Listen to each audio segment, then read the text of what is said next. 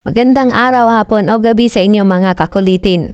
Ang gagawin natin ngayon ay mag-replace tayo ng oil seal sa ating NMAX version 2. Di ako professional sa trabaho na to pero base lang ito sa mga napapanood ko sa ibang mga YouTuber. Kung magtatanong kayo kung saan ko nabili ang oil seal na to, sa Orange app, inabot ng 3 days bago dumating. Tara na guys, umpisa na natin. Let's do this guys. So gagawin na natin ang ating panggilid. Una guys, tatanggalin natin yung sa may ibabaw niya tong air filter. Kasi hindi natin matatanggal yung cover dito sa may ibaba hanggat di natatanggal tong nasa ibabaw. So mga screw lang naman yan guys. Ito yung air filter niya malinis pa. So next natin guys tong nasa baba guys. Yan.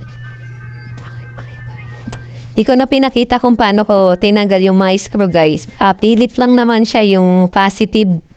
So next natin tong, and medyo marumi kung makikita nyo. So next natin tong mga tornilyo niya. Size na ito guys, nasa size 10 tong mga tornilyo niya na to. So ito, unti-unti na natin tinatanggal ng pa isa-isa. So yan.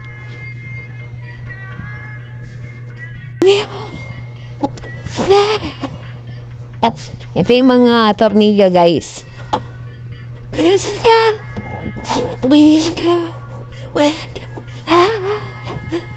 Ito pa yung iba.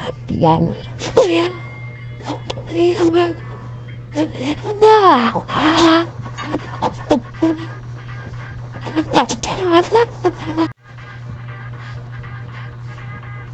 Yan, naluwagan ko na itong mga to guys. Kaya hinuhubot ko na lang sila ng paisa-isa.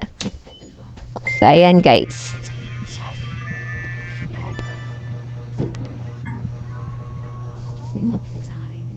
Basta kompleto lang kayo guys sa gamit. Kayang-kaya niyong gawin to. Madali lang naman siya. So, ayan. So, check ko dito kung natanggal ko na ba lahat. So, natanggal ko na lahat. And kinatapan na natin siya kung paano i-pull, siya. Hatakin palabas. Medyo may lock kasi siya guys eh. Bukod sa tornilyo, may konting lock. So, ito dito sa area na to na kalas ko na siya. So, yan. So, tanaw na ang bell. Yan. Mapansin nyo, may langis-langis siya kasi may leak na kasi yung foil seal niya sa may unahang pulley. So ito, ginamitan natin ng Y-tool tsaka socket wrench ba tawag doon na ba yan? So ito, pinipit na natin yung nut palabas. Ayan. Pwede niyong picturean guys para matanda nyo bago nyo. Ayan. So, ito, tanggalin na rin natin. Nakalimutan ko kung anong name nete. Sayo, ang ganyan lang. Yan. Picturean nyo guys. Kung ako sa inyo, para matandaan nyo. Mamaya, pag ibabalik nyo, meron kayong guide. So, ako ganong ginagawa ko guys. Pinipicturean ko muna bago ko tanggalin.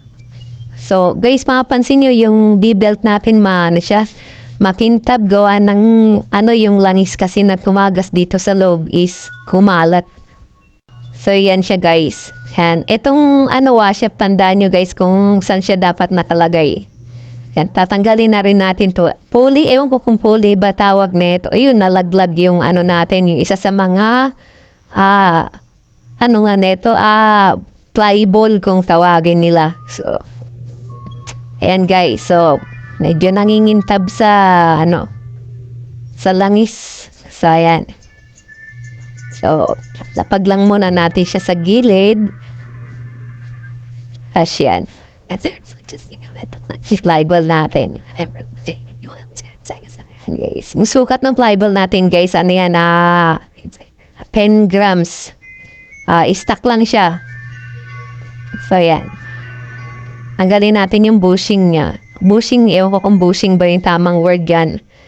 Next natin tong nasa loob na, stopper naman yan nung mga flyball. So, ayan, kaya dandan lang, hatakin mo lang din siya palabas. So, yan, kung mapapansin niyo yung oil seal dun sa loob, guys, dun sa pulley niya, nangingintab. Gawa nung may leak na kasi siya guys. Ayan, so, yan. May mapapansin kayo, may washer din siya guys. So, yan. So, next natin yung ano naman, etong sa may bell niya. Babaklasin din natin. Lilinisin kasi natin yan mamaya guys. Gawa nung para matanggal yung mga langis-langis. So, gamit yung white tool. At, yung ano natin, itong number 24 na socket wrench. So, yan guys, number 24 24 siya guys. Para dito sa nut. Tama ba na lock dito sa bell natin. So, yan. Pag tinanggal natin siya, guys, paano lang kaliwa lang. Para ma-unlock siya. Siyempre, nakakonect yung white tool natin mamaya, guys. So, ayan. Ayan. So, hindi ko na pinakita kung paano ko binaklas kanina. Ayan, naluwagan. Kaya, tinanggal ko na lang. Madali lang naman, guys. Basta, meron kayo nung white tool na sinasabi ko. Tsaka yung socket wrench nyo na number 24 mm. So, yan. Tinanggal na natin yung bell. So, ito yung bell natin, guys. Yan. Okay. Ito naman yung nakalimutan ko anong tawag na ito, guys. Basta. So, ito naman yung belt natin, needle natin. Yan. So, kaya po medyo nahirapan ako tanggalin dito kasi isang kamay lang yung gamit ko din yung panang kamay ko is nagdi-video. Kung mapapansin nyo, meron na rin siyang tadas May konting leak na rin siya, hindi lang ganong halata. Pero, yan. So, ito yung natin. Nakalimutan ko pulley ba tawag neto? Nakalimutan ko anong name neto So, ito yung belt natin. D-belt, yan. Okay, so yan. And yung dalawang may oil seal. Ang papalitan natin dyan guys is etong nasa front lang. Etong nasa back kasi, hindi ko alam kung same sila ng size nung nasa front. So, inuna pa lang munang alagyan. I-replace yung nasa unahan. Gawa siya yung mas malakas yung tagas. So, dito sa part na to, nililinisan ko pa yung loob. Pinupunasan ko, tinatanggal ko yung mga langis-langis niya, guys. So, ayan. So, ayan, ganyan. Mapapansin nyo, may konting grass sa may pulley niya, ayan. So, yung purpose niyan para dun sa, sa torque, naalala ko na torque, kailangan din pala, okay guys, so ito binaglas ko na dito yung di ko na ipakita ng video kung paano ko pinalas kasi isang kamay lang yung gamit ko kasi guys. So sungkitin mo lang naman yun ng Philips. So ito yung nabili natin sa Orange App. So ito na yung oil seal. So ganito lang guys magkabit niyan. Kahit iano mo lang siya, itulak mo lang ng daliri mo. Ilalapat mo lang siya. Ganyan. Yan, ilalapat mo ng ganyan, tapos itutulak mo lang, tapos wag mong masyadong ibabaon dun sa pinakailalim. Kahit tipong magpa-flat lang siya guys sa label ng aluminum niya. Yan. Wag mo yung sobrang dinin. Pwede mong gamitan itong socket wrench kung level na ba siya, yung pantay na siya dun sa kulay, stainless niya yan. Yan, pwede mong gamitan yan para huwag yung sobrang diin guys. Yung tama lang. So, yan, ganyan.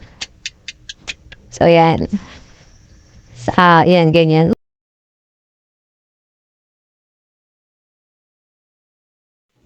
Pagka, lapat na siya guys, pwede nyo na siyang kapain kung okay na ba siya. So, dapat flat lang siya guys. Ganyan lang siya. Yung stainless tsaka yung rubber na nilagay mong oil seal, dapat siya, pantay lang. Di dapat sobrang nakadiin guys. Dapat tama lang, pantay lang siya. So yun lang guys, sa ngayon, ayan lang muna yung video natin. Next time, ko, magpo-post ulit tayo ng mga panibagong mga susunod na video pa natin. So, hindi ko na pinakita dito guys kung paano ko binalik siya. Madali lang naman guys. So, ayun, salamat sa panood. Sana nakatulong sa inyo to kahit simple lang yung ginawa nating tutorial. So, have a nice day guys. Salamat!